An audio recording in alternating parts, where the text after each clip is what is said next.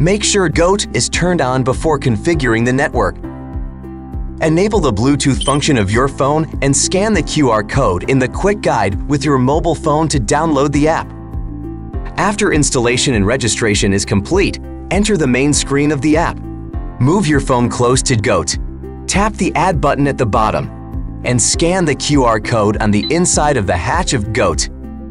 Then GOAT will be added automatically by the app, or you can add it manually on the app homepage.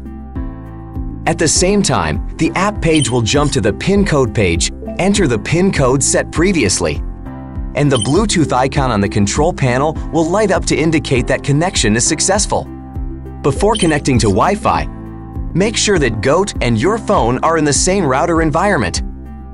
Follow the instructions in the app to enter the Wi-Fi account and password, and click Next to start the network connection. After the network connection is successful, you can name your GOAT. Set the time zone and language. The Wi-Fi icon on the GOAT control panel will be on. If you want to control GOAT via the app in an environment with poor Wi-Fi signal, you can purchase an additional connection module.